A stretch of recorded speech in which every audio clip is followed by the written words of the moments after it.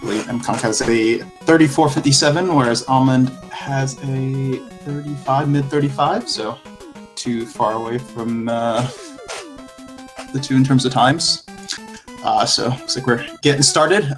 You're going to notice Emkank using Gemini first. It's definitely not a common route for most of the runners, not only still left in the tournament, but just those who play the game in general.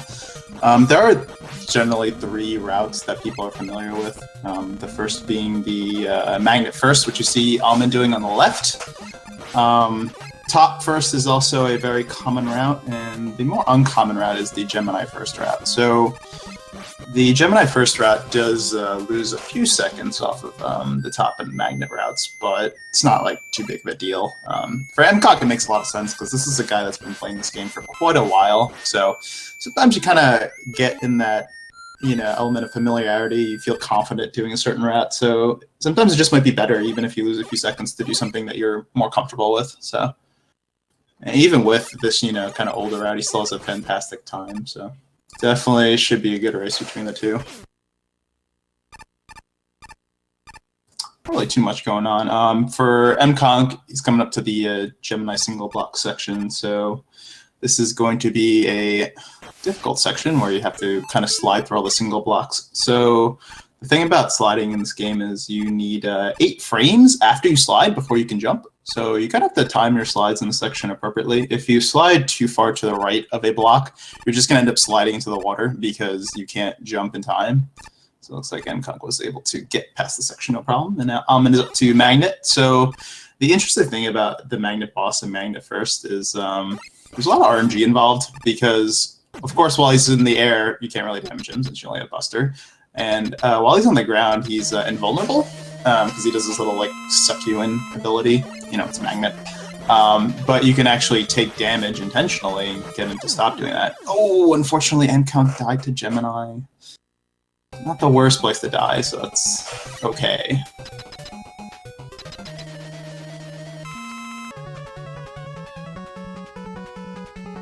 Yeah, Gemini, the hardest part about Gemini first route has to be the fact that you have to Buster Gemini. Extremely difficult. Not only do you have very low health going to the fight, but every bullet, of course, does 1 damage, not 2. And on top of that, it's just really hard to avoid his attacks. So I feel like he's the hardest. If not hardest, he's one of the hardest fights in classic Mega Man itself. To Buster only, so no shame in dying there. So Almond coming up too hard. Part of the advantage to doing Magnet first is you get the Magnet ability, which is quite a strong weapon. It not only does a lot of damage, it also tracks. The Magnet tracks your enemy, so you don't have to aim it or anything like that. So it's really useful for a lot of sections of the game. Let's do these cool little robots.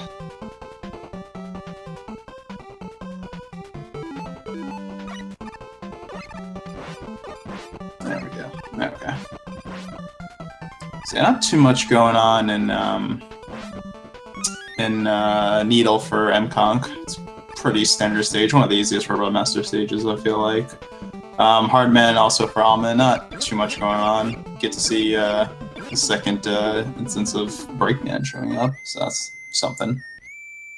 Yeah, these are two really good competitors. We're kind of in the point in this tournament now where you're gonna have closer matches, I feel like, between people that have really good PBs.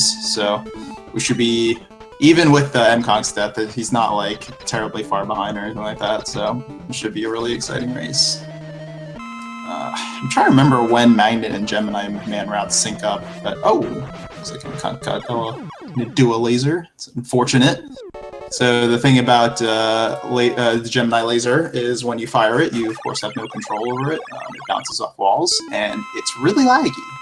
And you don't want it to be out. You want it to hit its target as soon as possible.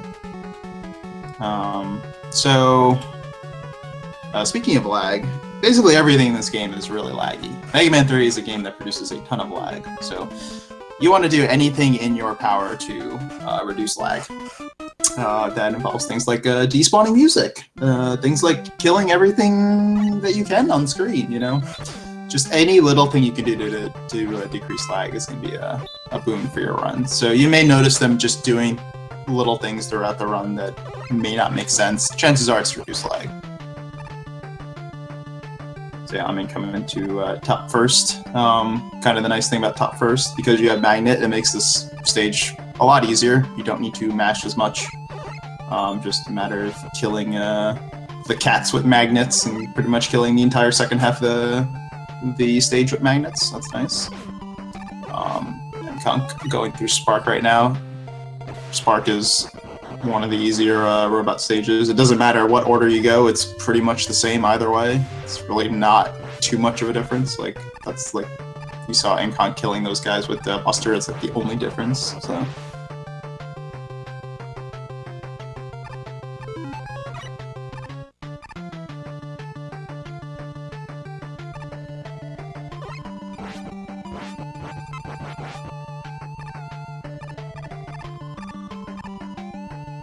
Oh, unfortunately, Emkank taking a hit there and falling in the pit. That's not a great death. That's got to be at least 20 to 25 seconds there. It's very unfortunate.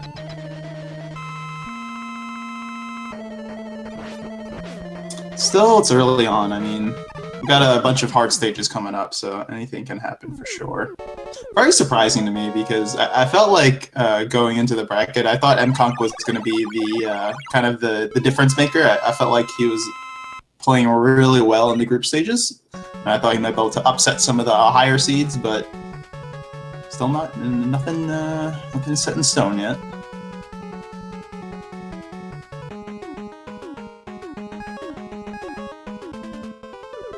And I'm coming to Shadow Man right now, so has the advantage of the magnets, whereas if you were in the top first route, you would have to do this stage without magnets, which makes it a lot more difficult.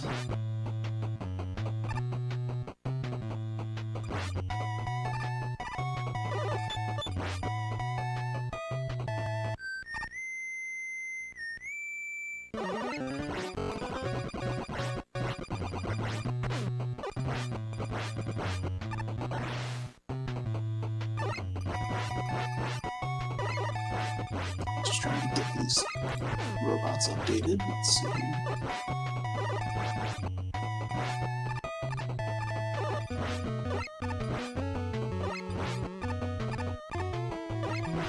There we go. Alright, so comes to the second half of the Shadow Man stage for Almond, and you're gonna kind of see the advantage of the magnet right here. If you didn't have the magnet, like the top first route, this entire section is so much more difficult. You would have to like navigate through these parachutes very carefully and very precisely, but the magnet makes things a lot easier. So Almond coming up to the Shadow Man boss, and one thing to keep in mind is he is weak to the top. However, if you do try to kill him in the incorrect way, while you are invulnerable, you end up using all of your top ammo, and that kind of sucks, because that's his weakness. And Shadow Man is a really annoying robot master to kill with a Buster only, so it's definitely one of those bosses where you want to be careful how you kill it. Just no shame in taking, you know, an extra second to just make sure you don't hit him in the incorrect way and use up all your ammo. So kind of interesting thing, Emkank is going to kill Magnet with Spark. He's actually weak to both Spark and Shadow Blade, so they both do the same amount of damage. The advantage to Shadow Blade is you are able to hit Magnet when he's on the air, whereas with Spark you can't. So slight advantage, a little bit of RNG there with the Spark, but not too much, nothing too crazy.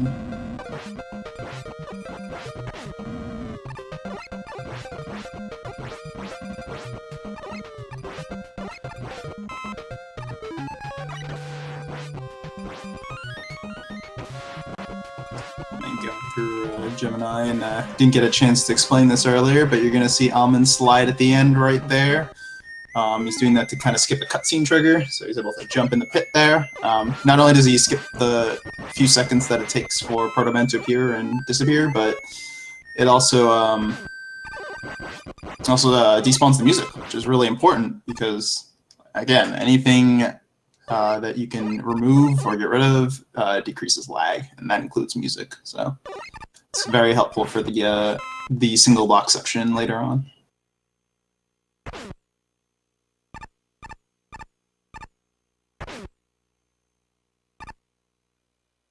See Emkank going through hard man. Not too much going on in this stage.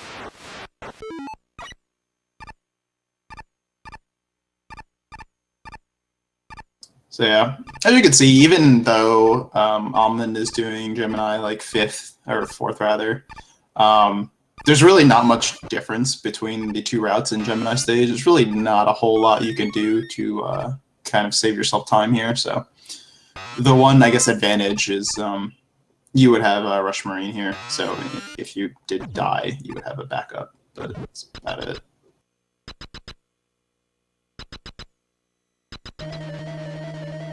And also, the next thing is you're killing Gemini with Shadow Blade rather than Buster. So it is not his weakness. His weakness is Snake, but it does 2 damage, so it's a soft weakness. And that's really nice because it's half the hits.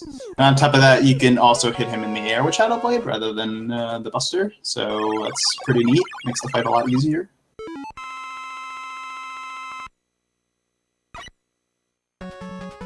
One thing I didn't explain that Emkank was able to do on the right, so you kill Hardman. It's a fast way to kill him by intentionally taking damage twice, so that allows you to not be stunned while he hits the ground with his head. So it's kind of a useful thing. It does do a lot of damage, however, so if you do not have enough health, you don't want to do that strat.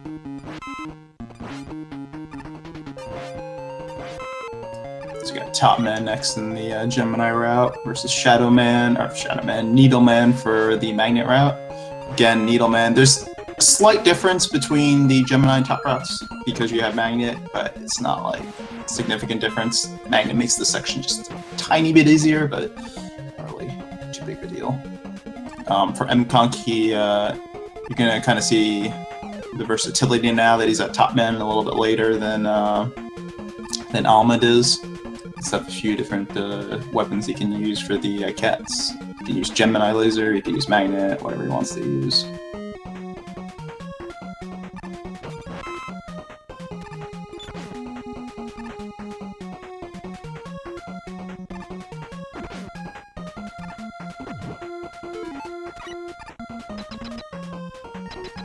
Kind of the nice thing about doing the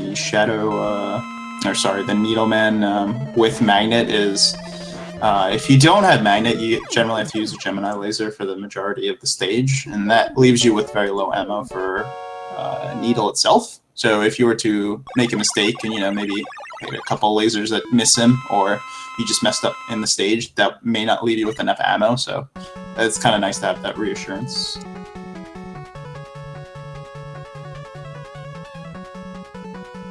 And you can see on Emkank's screen fighting Top Man just like Almond was able to. His weakness is Hard Knuckle, only takes 4 hits. So this is so both of these routes do have his weakness. However, the first route obviously doesn't. Not a very particularly hard boss to Buster though. So.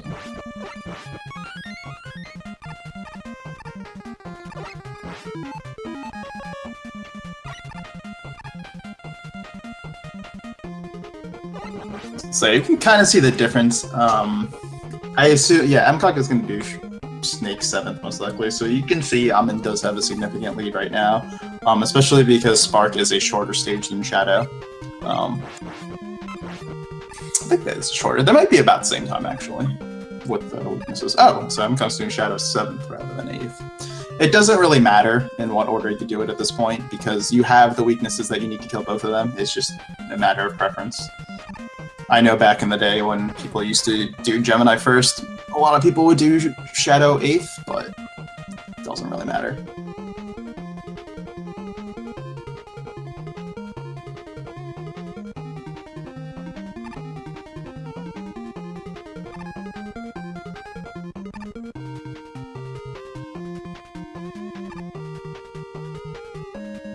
So yeah, it's coming up to the last section of the Snake. You're gonna see him use Rush Jet here, and the neat thing about Rush Jet is is really broken in this game because you can have him out, and he only reduces in energy when Mega Man's actually standing on him.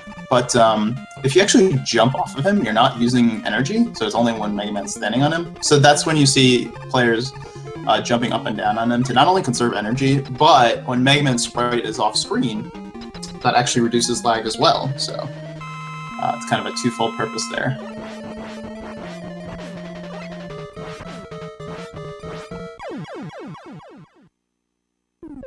Alright, excellent. Both onto their final robot. Yeah, actually, it shouldn't be too far apart, really.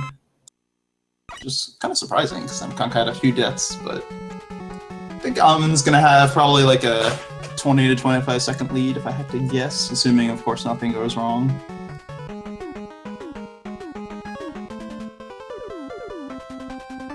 Sparkman definitely the shorter of the two stages.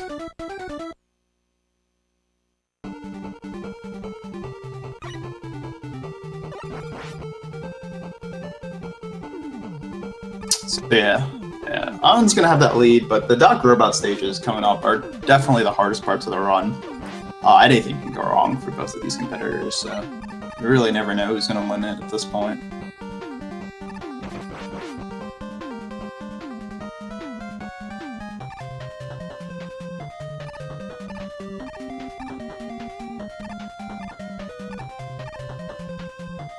Kind of a cool little thing you can do that you may have noticed on Emkank's screen is you can actually despawn Rush Jet. So the interesting thing about both Rush Jet and Rush Coil in this game is you can actually despawn them. So if you're sliding and in the middle of your slide you press start, it allows them to be despawned.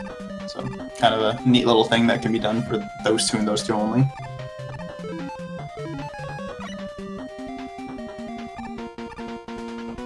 And as you see on Emkank's screen on the right, he's gonna skip the sneak mini boss. All he's gotta do is just jump over it. There's actually a way to zip through them, but it's not something that's reliable that you can do in an RTA setting, so nobody actually does it. If they do it, it's just pretty much for fun. Alright, Almond coming up to the finish of the robots. He has a 17, 14, 8 robots, not bad at all.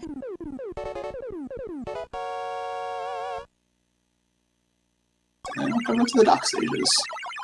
So, of course, for those not familiar, the dock stages have the Mega Man 2 Robot Masters in them. Each stage has 2 Mega Man 2 Robot Masters. And these are reusing kind of the stages of the stages that they belong to. Alright, Emkank has a 1741, so about 25-second difference, 27 seconds-ish. Not too much of a difference, really. Just basically one death. So I'm gonna go in Doc Gemini first. Doc Gemini is definitely a common first pick. The first screen is one of the hardest screens in the game. There's just so much going on. You can easily die, and you can just lose a little bit of time here and there because of, you know, unoptimizations. Ooh, I'm gonna be cutting it close. Alright, he's alive. That's what's important. This is kind of where you get to see the magnet in action and how good it is. So it's a matter of just timing your shots. Timing your shots while you're sliding, so when they spawn. So basically how those droppers work is if you slide into the screen and they're there. If you don't hit your shot in time, they're just going to drop their flame, and not only does that cause more lag, but it doesn't allow you to slide through the section optimally. So that screen is very difficult to kind of get down precise and quick. So it looks like Emkank's opting to do Spark first. It's a bit of an interesting order because most people would consider Doc Spark to be the easiest out of the 4 Doc stages, but it doesn't really matter which one you do. It's more preference for people. So okay, Emkank, he can do whatever he wants. And you're going to see this section coming up for Almond. He's going to be in a little spike section underwater. So he's going to do a cool strat, I assume, in which he's going to reduce lag and also slide on spikes. Don't adjust your TV sets, folks. He's not actually going to die. Hopefully not. So even though it looks like he is vulnerable, he's actually not. So he knows the specific time that he has in order to get over to the edge. So it's a really cool strat. It's a little bit risky, especially when you're starting off, but not too bad. So Emkank is coming up to Doc quick. Oh no! Unfortunately, he died. That's a really unfortunate death. And it's a game over. He didn't get any extra lives. Oh no, that's like almost 2 minutes right there. It's most unfortunate. Coming up to Doc Bubble. Really not too much going on with Doc Bubble. Just a matter of hitting your shots. Taking too much damage.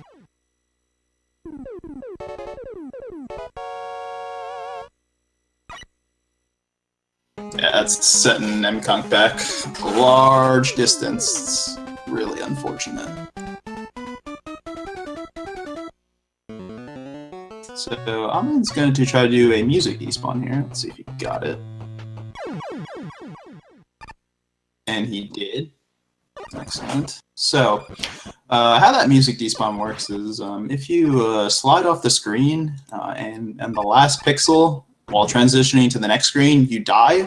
The game thinks you're dead, but you're not actually dead. So it plays like the music, the whole death sound as if you're dying, but the game treats you as alive. So what this does is it actually despawns the music, because when you die, the music stops playing. And it's great because, again, anything in this game causes lag, including music. So it's a neat strat. There's a setup for it, so it's not like people are taking too much of a risk while attempting that. So something pretty much most runners go for.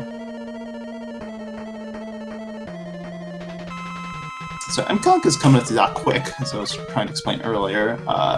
It's a bit of a tricky Robot Master. He is weak to Snake, and you just kind of have to time your shots appropriately and your slides, because actually taking damage from the Robot Master itself does a lot of damage, like you see there. But if you take damage from his boomerangs, it only does like 2 damage. So what you want to do is you want to time your... Oh, okay. Oh, that was close. So you want to time your shots appropriately, and then time your slides appropriately so you get hit by the boomerangs rather than get hit by the boss itself. And getting past the second Parasuit section, no problem. Now it's coming up to Doc Heat, who's weak to top. Pretty simple fight.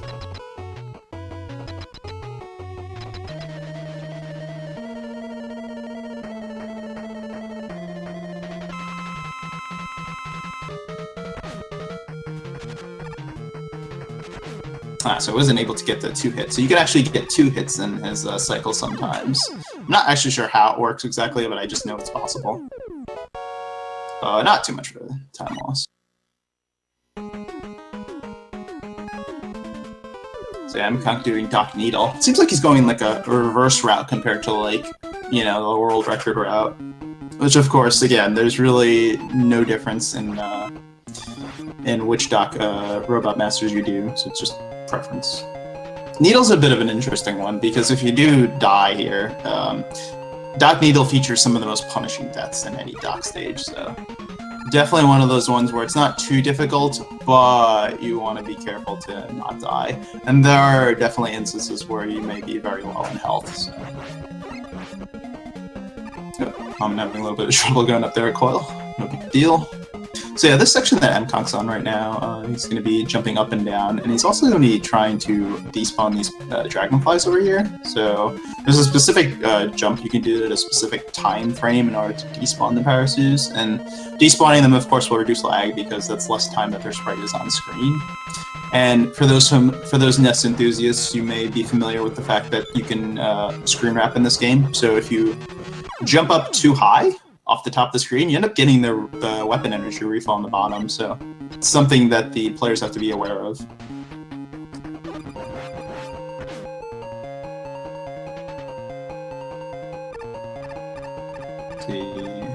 See, I'm kind of going through this section quite well. So this is kind of these little giant nets over here you have to be careful of. There's a specific pixel you can stand on, well, pixel, but this is fairly specific spot that you can stand on to hit it while not taking damage. But if you just slide a little bit too far, you end up taking a lot of damage from him, and depending on your health, you may not have more than room for like 1 hit. So it's just an area you have to be careful about.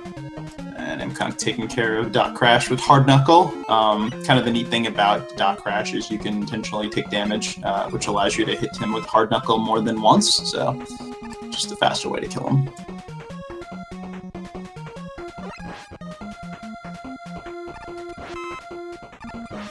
Alright, so Emkank's doing Gemini 3rd.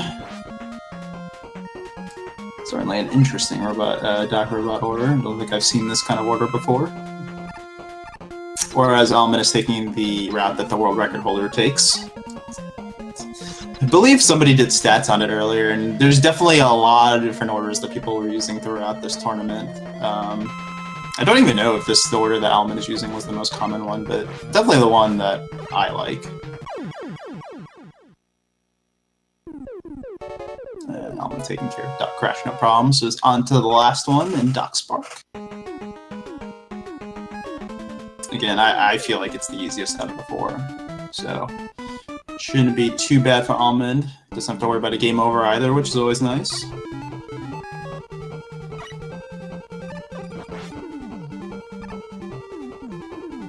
Listen, Chelney, I don't wanna hear your comments.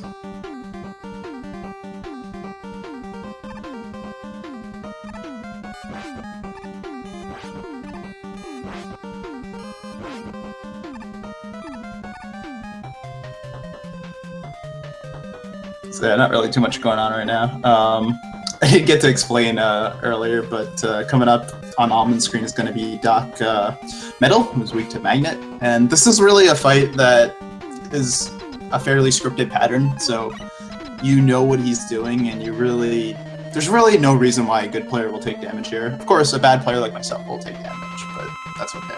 I'm bad. Of course, Almond's bad too, just like me. And see, I can't even say that, to be truthful, because, you know, he's doing quite well in this race, but that's okay. Alright, so Emkank's health is not terribly low. It's pretty standard to be this kind of health going into Doc Bubbles, as long as you control how you take damage, because the bubbles do, I believe, 4 damage? Not 4, it's 3, it's one or the other. And the bullets do, I think, 1 or 2, so as long as you time, you know, what you get hit by, it should be fine. Alright, I'm getting through Doc Spark, no problem. See if you can take care of Doc quick.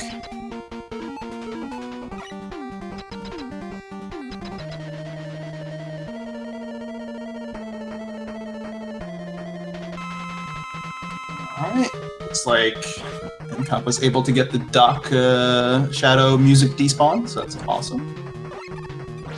Almond's gotta be a little bit careful here. Low on health? Okay.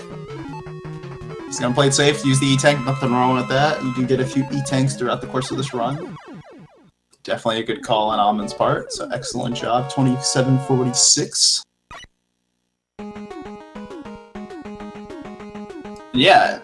Surprisingly, you know, you would think in most Mega Man games that the Wily stages would be the hardest, and that really holds true for a lot of the games, but not really Mega Man 3. They're definitely not hard. A lot of short Wily stages in this game, and just really not a whole lot going on, so there's really not a whole lot of time to lose, barring something insane like a soft lock, or just a freak death that you wouldn't expect, but other than that, it's going to be pretty hard for Emkank to catch up at this point. Almond's having a pretty good run.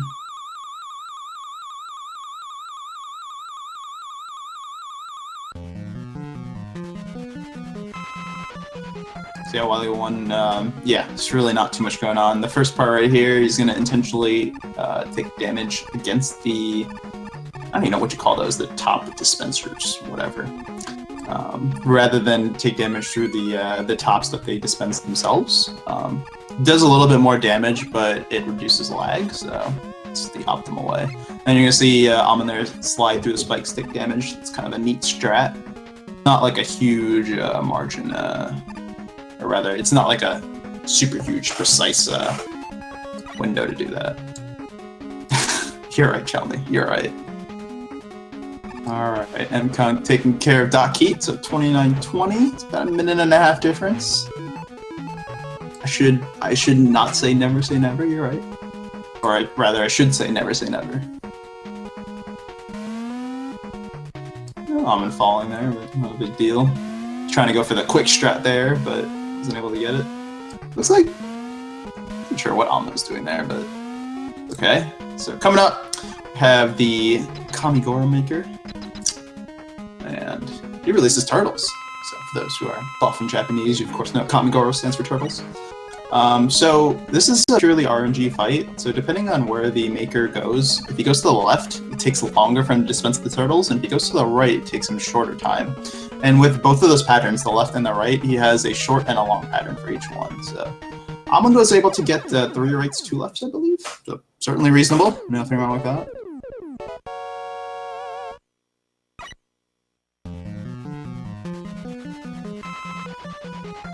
And come up to Wily 2, very short stage. It's about like 40 seconds to get through this. It's really not a whole lot going on, just don't die and don't follow the bees. Interesting thing about this stage is if you do happen to die, regardless of where you die, even against the boss, you will go right back to the start. There are no checkpoints in this stage. For good reason, it's really a short stage. But you're gonna come up to the boss, which is the Yellow Devil. The interesting thing about Yellow Devil is you can kill him in 1 cycle, the infamous Easy Devil. What that requires you to do is to fire 10 Shadow Blades? It's either 10 or 11, I forgot. But in any case, you have to fire 10 Shadow Blades or 11 Shadow Blades before he goes on to his kind of next disappearing cycle, so to speak. So his weakness is actually Hard Knuckle, but you can't spam Hard Knuckle, you can spam Shadow Blade, so that's why they do it this way. So they're going to intentionally take damage, so that way they're invulnerable in order to do this. Let's see how we can do it. Good first jump, and perfect. It's easy.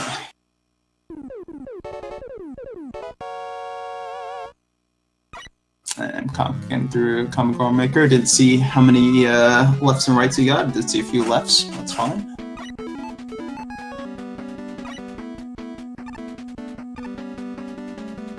Alright, see Almond able to... Alright, you got past the KLM room. It's the most important part of the run.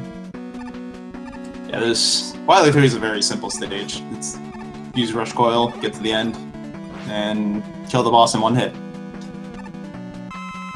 Because there's a cool little trick that you can use in the Wily 3 boss.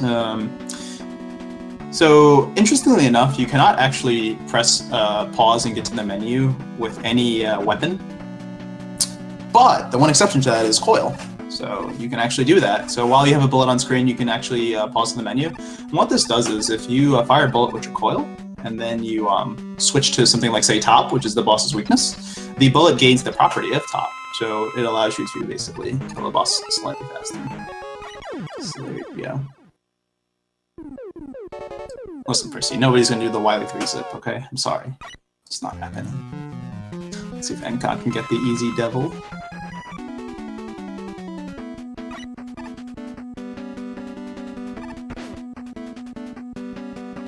Excellent. Alright.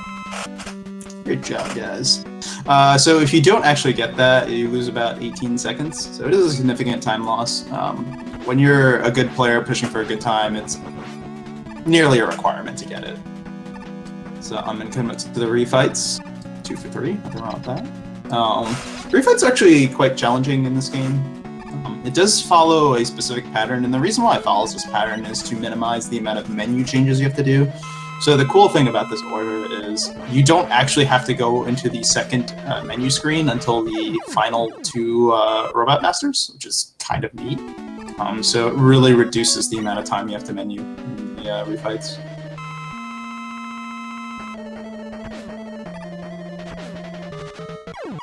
So there you go, I'm making sure he's got some top ammo.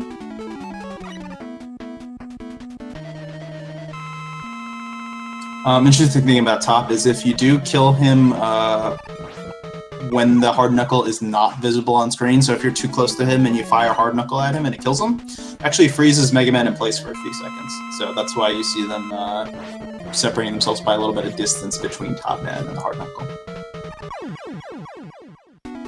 Alright, so Emkank is moving on to the refights. So you can see right here, Almond is using the Gemini laser. So yes, all bosses are in fact weak to their own weapon. It's kind of a cool feature of Mega Man 3. So you kind of get to see that in action for a few of these bosses.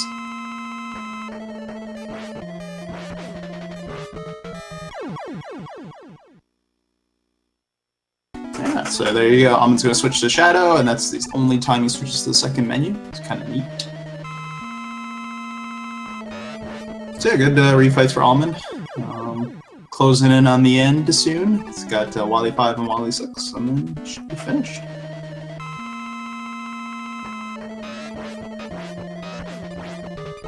Getting the slightly unlucky pattern, which requires him to take the refill at the end, which he doesn't need, but that's fine. Alright, so Wily 5 has a quick kill. You're gonna see him using Snake, so he has two phases. First we're gonna spam Snake to kill the little gun at the bottom, and then he's going to fire two snakes to cause some lag, and that's important because when Wily comes down with his, machine, so to speak, is when you can hit him with Snake, and when that lag is on screen, it allows Wily to stay on the bottom longer. Oof! Unfortunately, he killed the bottom a little bit too late, so what happened there is he didn't have enough time to cause the lag and let Wily drop down, but it's fine. Just lost a few seconds there. Alright, so coming up on time, we're coming up to the final Wily 6, and that's going to be Gamma. So you kind of see this cool Japanese-only trick where you get to do, you get to intentionally take damage and then kind of kill him off the top. So if you were not on the Japanese version, you would have to kind of go to the side and use the damage transfer property that you saw in Wily 3. So it just saves a tiny bit of time to do it this way. And that's it. So there you go. GG to Almond. RaceBot has him at 36:36. Pretty good time. About a little bit less than a minute off his PB. And congrats to Almond. He'll be advancing. I believe he will be facing off. Let me see if they have that race has been decided. Yes, so he will be facing off Prissy in the next round. So excellent. So great job to Almond. Emkank finishing off right here. Let's see if he can do the quick kill correctly.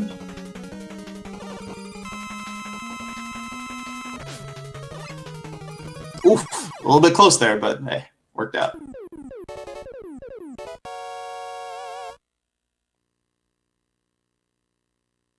Listen, Prissy, you don't have a choice. You have to face him, whether you like it or not.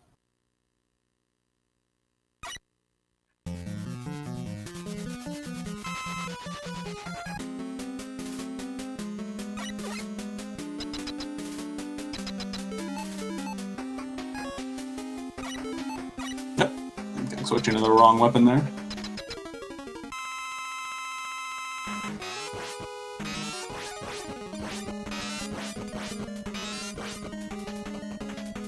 I don't have feelings now. Alright, Emkank. Oh, using Snake! Oh, he manages to get the quick kill. That's pretty cool. So, it's actually an alternate way you can kill him with Snake. It's really hard to do so, but kind of a swag at the end. So, GG to Emkank. RaceBot has him with a time of 38:07, so about a minute and a half difference between the two. It's unfortunate for those deaths for Emkank. Definitely cost them a lot of time, but still, great race. Good job to both competitors. Congrats on advancing this far, Emkank, but she'll be going home, unfortunately. And congrats to Almond for moving on to face Prissy. So yeah, be the quarterfinals. So all of the quarterfinal matches are now set. So we have the #1 seed, Colonel Fatso versus Chelney, who happens to be in this chat right now. We have Almond versus Prissy. We have Fast at CC versus Farwell Pigman. And we have Darko versus Kyle Precise rounding out the quarterfinal matches. So yeah, it's going to be fantastic quarterfinals leading into the semis and the finals. So yeah, give it up for the competitors so far, and please look forward to the rest of the matches. Should be a fun time. Don't know if we have anything going on in Speed Gaming 2 after this. Let me double check.